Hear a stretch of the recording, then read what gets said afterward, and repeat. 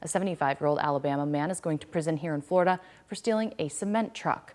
A Holmes County jury deliberated just 3 minutes before finding Dwight Cedric Joshua Adams guilty of grand theft of a motor vehicle. 3 minutes is the shortest deliberation anyone can remember in Holmes County.